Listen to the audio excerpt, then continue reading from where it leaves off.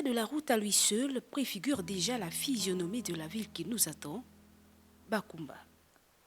Long de seulement 45 km, l'axe Mwanda-Bakumba semble pourtant une éternité.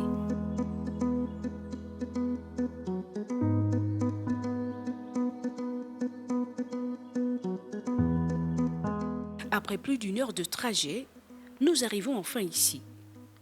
L'histoire nous renseigne que c'est en 1962 que la compagnie minière de Logoué Comilog crée Bakumba.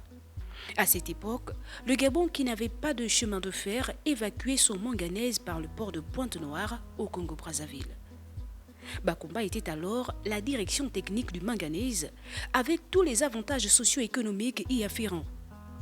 Mais la belle aventure prend fin en 1991 lorsque le Gabon, doté de son chemin de fer, cesse d'exporter son manganèse via le port de Pointe-Noire.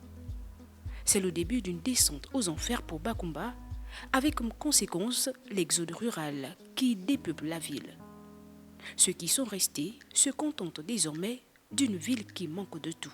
Ce qu'il faut faire ici, c'est plutôt relancer l'activité économique. Et je sais que des projets sont en train d'arriver, parmi lesquels la provendierie qui va être mise en place dans le cadre des projets initiés par le CTRI, avec la contribution de la Comilog.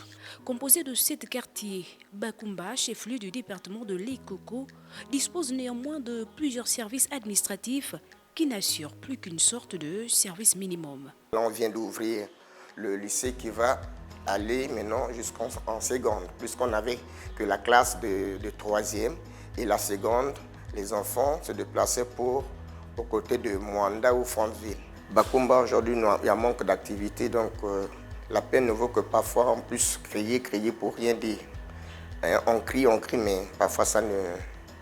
Voilà. Au-delà de tout, la vie ici à Bakumba est plutôt d'une quiétude des plus enviables. Je trouve Bakumba bien, c'est tranquille, il n'y a pas les bagarres, il n'y a pas le vol, c'est bien. Sur le plan sanitaire, le centre médical de Bakumba dispense autant qu'il le peut des soins de premier recours. Vous voyez, ces bâtiments, ce sont des bâtiments laissés par la Comilog, donc qui ne répondent plus nécessairement à la norme voulue par les plus hautes autorités de la nation. Et puis après, il y a notamment le problème aussi lié à l'employabilité des bénévoles, qu'on appelle péjorativement bénévoles, mais qui rendent service nécessairement à la nation, sinon à l'État.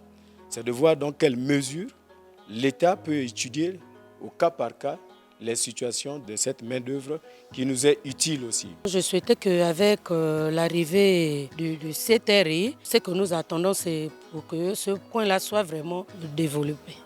Malgré les rares chantiers en cours, dont la construction des nouveaux bâtiments du lycée Zachary Maïka, la construction de la salle multimédia, plusieurs autres projets attendent toujours d'être lancés, notamment l'achèvement des travaux de construction et équipement de l'hôtel de ville, la construction d'une boulangerie, la réhabilitation de la menuiserie municipale, la réhabilitation des bureaux de la brigade de gendarmerie de Bakumba, pour ne citer que cela.